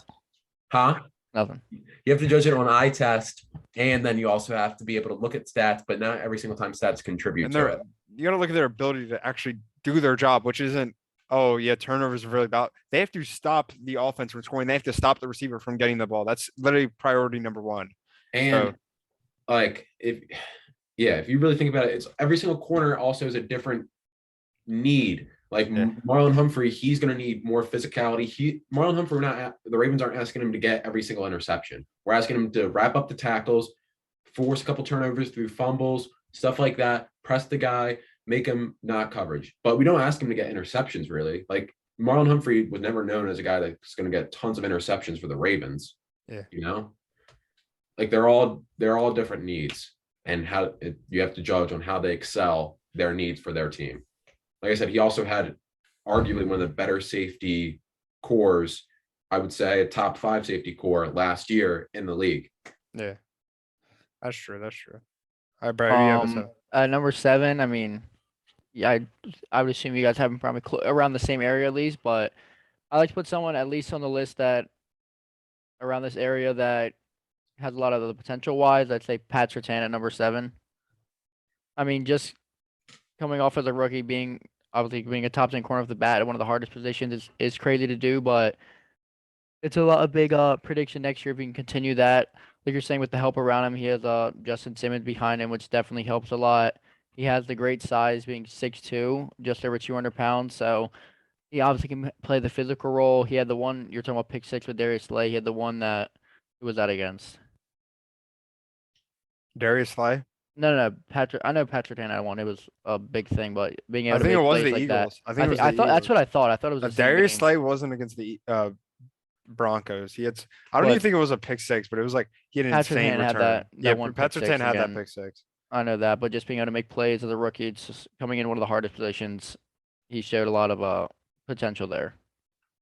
So that's how I went Did you number go 7. with 7 yet? Yeah, my 7 was I don't have it 7. Oh, JC Jackson. That kind of fades into mine, Brett. I have Pat Surtain at 6. Yeah. I think it's just so impressive that a guy literally, like I said, I think cornerback is the second hardest position, and it takes a very long time to learn. Most, like Jeffrey Okudah, who, he got injured last year, but nobody's thinking that he's automatically a bust. Like at least I don't think he's automatically a bust, because it takes a long time to really learn that group. Wide receivers are the focal point, and throwing the ball is the focal point of the modern NFL. Best athletes in the league are supposed to stop them, and it's such a big gap from going to college to that. Even if you're playing at Alabama, no matter what, it's such a big group, because Mississippi State doesn't have those wide receivers that he's going against every single week, like Tyreek Hill and all them. I think there's nothing, the ceiling's the limit with Pat Surtain. Mm-hmm. And like we said, Kareem Jackson's not that great as a strong safety. Simmons is their second best secondary player. He's one of the better safeties, but still, like, it's not like one of the most craziest groups. If you took Pat Surtain off of that secondary, are people really like freaking out about it? Yeah, Matt, I'm gonna build off of that, because I have him at 6 too. I have Pat Surtain at 6. I don't know. I was thinking about putting him in top 5, but building off of that, when he got drafted, no one thought, like, a lot of mocks didn't have them taking corner, because they had Kyle Fuller, Kareem Jackson, Justin Simmons. Kareem Jackson didn't play that well last year, and Kyle Fuller didn't really play that well last year. So people were like, oh, like, it's crazy. Why'd they take a corner? They have so many other needs, like, especially on the line. They didn't have a quarterback at the time. And they took Surtain, who was the best quarterback available. And, he probably made that secondary what it is, because I think without him, they probably would have been a lot worse the way the other guys were playing. Like, they weren't that very good. He made them what it was. And he had a better rookie year than Jalen Ramsey had his rookie year. So, he's probably going to improve. I hope he doesn't slump, but with his skill set, he should really be improving. He's a physical guy, but he can cover anyone. He's agile. He can play physical, like I said, if you need, but I think he's Marlon Humphrey's, like, he has Marlon Humphrey's skill set and more. Like, I think he can cover better. I think he probably can get more interceptions more than him, probably better. He's the complete package. You tell me 5 years when Jalen Ramsey's 31, I fully think he's going to be easily the best corner. Yeah. Agreed. All right, who do you have at 6, Brett? At 6, I'm probably gonna agree with Matt. Just flip flop our 6 and 7 and put Marshawn Lattimore there. Uh, I mean, losing Marcus Williams does hurt. Obviously, he's gonna be able to produce. He's gonna have to produce more. But they did sign Tyrann Mathieu, which you didn't mention on. So it's not like he's gonna have some random safety playing behind him. But I mean, he's been since entering the league, he's top 5 in separation rate and more racked up more forced incompletions than any cornerback in the league. So he leads the league in incompletion since 2017. So he's been able to break up passes against a good receiving division with the playing against the Bucks with Mike Evans. I mean, Chris Godwin in the past couple of years, he's always been good against them. I So, mean, and But also what- his You can also say DJ Moore's the only other like they do have a weaker. I'm saying wide receiver he's played good against the top competition in his league. yeah, for sure. you forgot Julio Jones was in that division when he was playing. Yeah. Julio Jones was in that. 2018. And I'm gonna build off what Brett's saying because I have him at 5. I have Marshawn Lattimore 5. I think I don't know. Maybe it might be biased because I love the way he plays. You were bringing up all like weaker competition. I just told you he's been doing. Brett's been telling you he's been doing it consistently. He's really consistent. He did it against Julio, Mike Evans consistently. Like he does amazing against Mike Evans. I don't know what it is. I think he fucking hates the Bucks or something.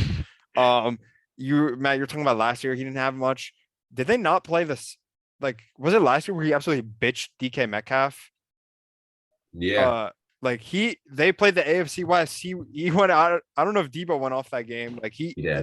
he's known for bitching wide receivers, and it's not like like it's DK Metcalf, 6'3". Oh yeah. Fucking pure muscle. Like this guy, he doesn't shy away from anything. He wants all the smoke, and that's why I just love him. I love his play style. Again, Brett's brought up the incompletions. Your job as a cornerback is to stop the wide receiver from getting the ball. So he might not have all the interceptions. He might not have the other forced turnovers as the other guys, even though he's still pretty good at that. But he makes sure they don't get the ball, and he's not going to let the guy open. And I think that's one of the most valuable skills you can have as a corner. It's your job. So that's why I have him at 5. What's kind of funny is at my 5 is the guy that you have where I have Marshawn Lattimore. Yeah, I have JC Jackson. It's respectful. Like you were saying, he doesn't have a weakness. If we did this a year ago and we're comparing it when Stephon Gilmore got cut, I would say, yeah, it makes sense that he wouldn't be in the top 5 because he has something to prove without having a defensive player of the year next to him. Yeah, he proved that this year. Like the cornerbacks next to him were not great. They didn't have a great safety group. Like he was by far their best defensive player, and he shined. Like he tackles, he forces incompletions, he still gets picks, and I think this shouldn't judge a corner, but it's kind of like just that like sprinkle on the cake. It's that extra. When he gets the ball as an interception, he creates. He does stuff when he gets the ball. He scores. He also gets yardage. I don't think he has a weakness in the game. I think he had a lot less position help. That's why I'm putting him so high because he still performed so good. And if we're going, because we're judging this into next year, he got James next year, the best safety in the league, and Asante Samuel Jr., who he's just going to look better because he has a significantly better secondary group with him. I'm talking another help in the secondary, your pass rush. If your pass rush is good as shit, we both you're gonna look good as a corner because the quarterback's gonna have less time to throw the ball, so he's gonna lead in mistakes, you know. Like that's why I do agree with that. I have JC Jackson at 5. He's one of the best man coverage corners in the league, and then creating turnovers is one of the biggest thing if you can do it effectively on like Trayvon Diggs. But he's like you said, leading the league in picks. Him and Xavier Howard just being able to create plays on the defense side and then also turning it into yards back for your offense. He's phenomenal at doing that. So I think him having top 5 is not a ridiculous thing to say at all. Yeah, he deserved his money. Mm-hmm. Yeah, true. Number 4 then. Who do you guys got? I got Trey White. I think White. he got a little bit underrated. The top 4 is going to be all the exact same. Yeah, I think he's a little bit underrated. Same order because a lot of people, I think a lot of casual NFL fans, they watch like the big time games. They watched the playoff games until he was hurt. He tore his ACL against the Saints on Thanksgiving. But before that, he's been nothing but consistent. He has no weakness in his game. Yes, he has a very good secondary, but before, like the cornerback group he had was not great. I think he's just going to look even better because I think he's going to look really good. I think, Poyer and Hyde are getting older, but they also had their best season last year. Best safety duo in the league. Yeah, but you have to admit they really shined out last year. If you went back when Trey White was really starting out, like his rookie and his second year, they were very good, but they weren't the level and how elite they are now. And he was still putting up absurd numbers. Like I said, he can't. You kind of like said it with Pat Surtain stuff now. He is like Marlon Humphrey, but a little bit more agile. He's a little bit better with his hands, and I also think he's a little bit smarter of the game. Yeah, no, I agree with that. Again, weakness like maybe is tackling, but again, his tackling isn't that bad. Like it's definitely not. It's not his best, but it's not a weakness. Like you can't. Like he's not the amazing tackler, but who gives a shit when you let it can cover anyone on the field? And I have him at 4 too. I think we're all gonna have the same top four. I think it's league consensus. But Trey White, that you also bring up the safeties that they had. That team didn't look as good in the secondary once he was hurt too. You got to bring that up. Like they didn't even look like similar at all. Like that was a really big loss for them. I mean, if they had him in the playoffs. Yeah. Yeah, this is a hot. I think the Bills win with Trey White. Yeah, they're not letting fucking Tyreek Hill isn't scoring with 13 seconds. He's not Tyreek Hill. Also, the play before that, likely he might have been on Kelsey on that touchdown pass. Yeah. Sometime. I don't know. Yeah, also Trey White at 4. Only like if you're going to get really nitpicky, the guys above him are probably a little bigger. Like he's still obviously great with the size. I mean, 5'11", he's not undersized at all, but if you just want to get super nitpicky, yeah, you can say that with him. Tackling also, which I think comes down to being big. Like Marlon Humphrey's bigger, so he's probably better tackler, but coverage wise, obviously, he's upper echelon. All right, I'm not taking Brett, do you have him at 4 too? Yeah, and then all right, go to 3 then. AJ Terrell. Yeah. I mean, we talked about Pat Surtain as an up and comer. This was his second year. That is absurd. Like I feel so bad that he's on the Falcons. Like that, especially if you're saying people are so good with help behind him, he has no help behind him, and he put up by far that great of a year. Yeah, and if we're also doing this, like I said before when we were talking about Pat Surtain, his first year, people you wouldn't call him a bust up, but people were not treating him like the way he is. He took such a jump. He get 1 year. I can't imagine what he's going to do now. Like, yeah, he doesn't have any help, but he's still just going to improve and get better and better. Like the sky's the limit for him too. I think him and Pat Surtain are going to run the secondary, like cornerback talk. Him and my guy at 2 are once Jalen Ramsey gets a little bit up because he is 26 going on to 27. So he's eventually going to get up there. But my guy at 2, it's going to be them 3. Yeah, we have the same guys. Another thing when I added AJ Terrell, you brought it up. No help.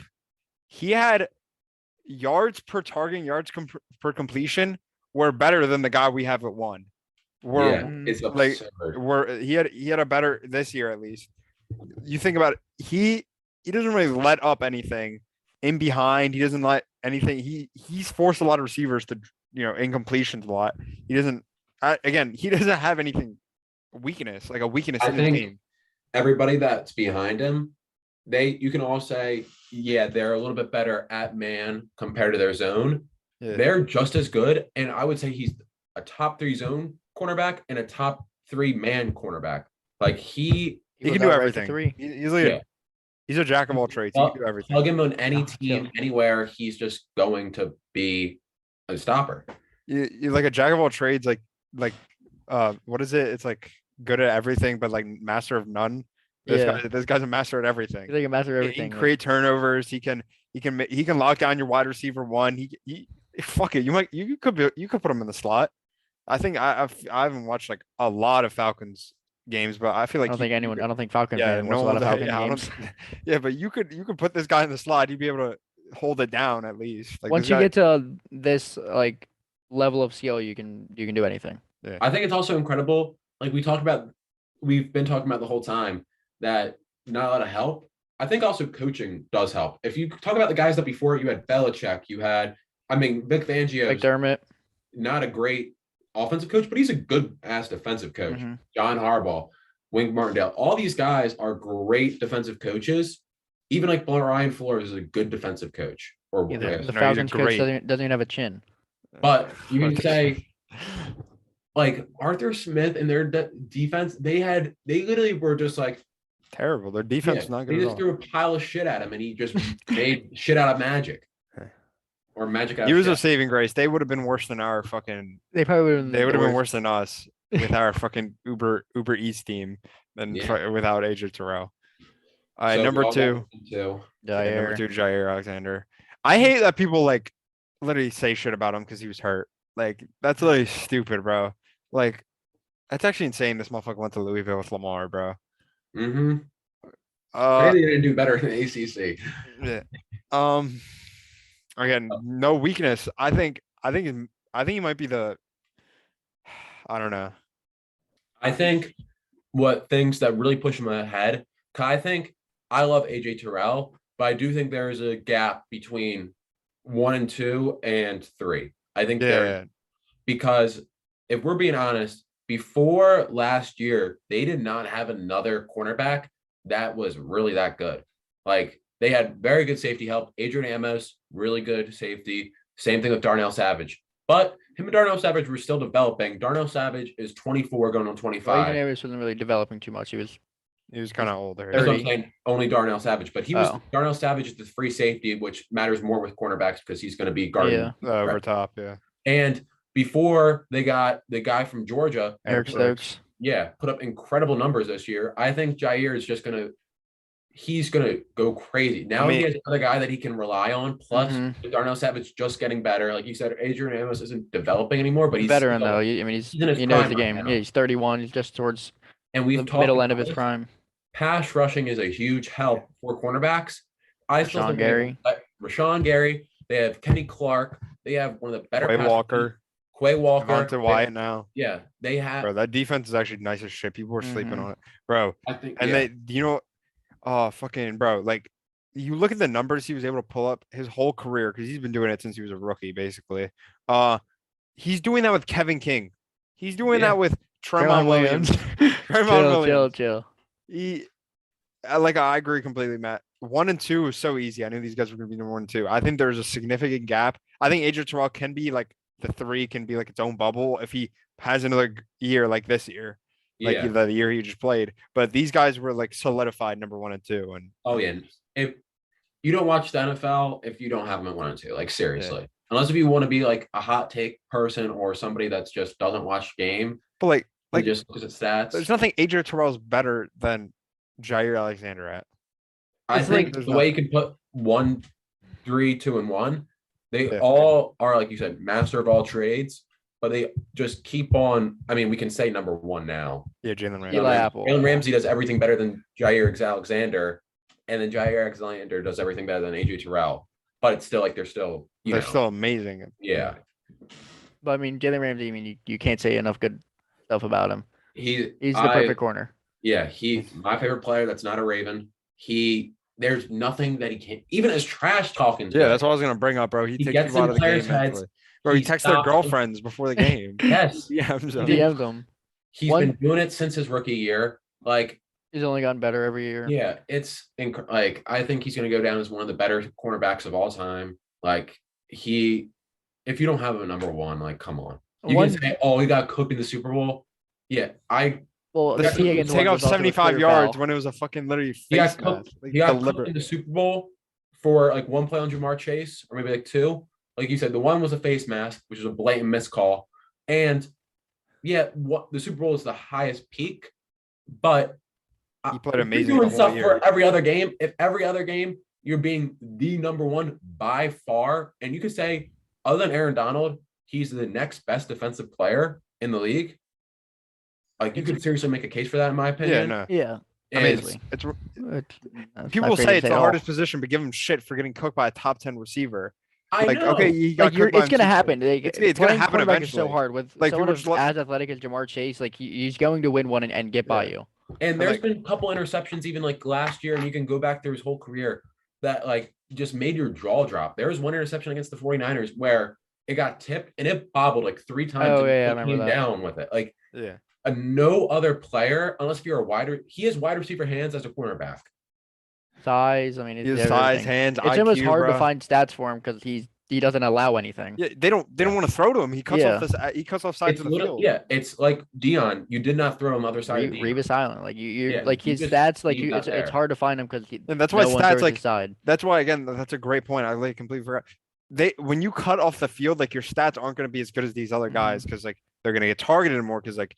But if he completely takes the X receiver out of the game, like your guy's not in the game. DK Metcalf gets sunned by this guy literally every week. Yeah. Every time they play, he gets sunned. He doesn't have that much help. Yeah. Like Aaron Donald as a pass rusher. In the secondary, he does not have that much help. And he still. I mean, he had a 40-year-old safety helping him out. Yeah. I mean, Eric Weddle wasn't. One thing I saw was pretty crazy about it's wins above replacement war. It's your ability to like win your team a game. His is 1.3. So in the past 2 seasons of the Rams, he's won them a game at corner, which is kind of crazy to think about because it's like such a singular position, but he's been able to single-handedly win his team a game, and he's the only receiver above 1, and he's at 1.3, almost 1.4. Like, yeah, he dictates, but like the QB dictates who he throws the ball to. That's crazy that he's putting up like that with every single like he might not, like you said, he might be on an island where they might not throw it at all, but he's still like winning them games just by contributing, like without even like getting targeted at. Yeah. Yeah. The only time I can remember Jalen Ramsey like a highlight against him is Devonta Adams when they drew up a specific play just for him to get caught in like the bunch and like that. It's literally he didn't get cooked. It was like yeah. I'm not saying he got in motion and he gets he gets caught. Yeah, you were supposed to switch too. You were supposed to switch. Yeah. Jalen Ramsey was like calling it out. Like he literally knew the play too. Like you're talking about this guy. This guy's smart as shit too. Like he recognized the play. Plays against him. Yeah. And if my number 1 cornerback in the league is getting cooked by the number 1 wide receiver on 1 or 2 plays, good risk. Oh, Jamar Chase number 1? Oh. No, I said Devontae Adams. My bad. That's what I'm going. Like if Devontae Adams is cooking my number 1 cornerback on 1 or 2 plays a game, thank God. Because if you go back to when the Ravens, like any other team, Devontae Adams is going crazy. Triple teaming. The Ravens triple teamed him every play. Like they were playing one-on-one, and he had Have you seen the? Not a great. Have you seen the one where fucking it was Devontae Adams. Devontae Adams did like a slant and fucking they were like, oh, like Jamar, because it was in like it was like third person kind of like right behind him. It was like, yo, like Jalen Ramsey got cut. Like, shut the fuck up, bro. He was going to cover the flat. They were going in zone, dickhead. That's why he fucking left him. Like people love to hate on him because he's so good, but he's actually insane how good he is. And I agree completely. I think he's the second best defensive player in the league, 100%. There's nothing. I also like. I guess people don't like because he doesn't trash talk, but I think cornerback's one of the positions that you need to trash talk. Yeah, get some people's heads. It's a one-on-one matchup pretty much the whole game. That's why I like Marshawn Lattimore too, bro. You get people's heads. That's his chain. People might not like him because he shit talks people, but we're being honest. Like if you go back to like the articles that like he spoke about people, he's not really wrong sometimes about talking shit. He's the truth. Like I said, one of my favorite players of all time, my favorite player that's not a Raven.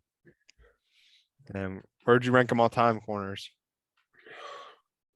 We need to do that another day. I need to think of the list. Deion's number 1, no question. But I would have Revis number 2. You want to put Revis Island number 2? There's so many corners I can't even think right now. No, I think Darrell's definitely number 2. At a peak, yeah. At a peak, yeah. But he didn't. Well, yeah. I mean, it's not like he had it consistently. But I feel like I feel like we should. This is a whole complete different topic, but I feel like if a lot of the NFL, I feel like if you're talking about a player's career, you do have to contribute to that. Like you have to take their peaks and you also take their lows, because like Deion never really had a low. No, he never had a low. That's what he's number. He's probably one of the best defensive players of all time. He's the second best defensive player of all time. And I think he's the greatest athlete of all time. Yeah, I mean that is true. Yeah, he was about to be the best player in baseball, or one of the best players. Yeah, he is. Like I said, the greatest athlete of all time. The GOAT. Yeah, and he's a GOAT. Leon Sandcastle. And he's a GOAT. NFL analyst too. Bro, Ozzy, man, I love you, Ozzy.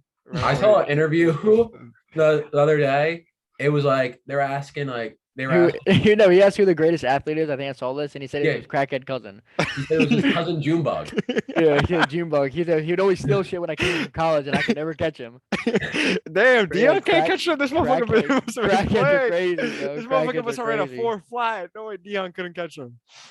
My crackhead cousin. Listen, my crackhead cousin Junebug.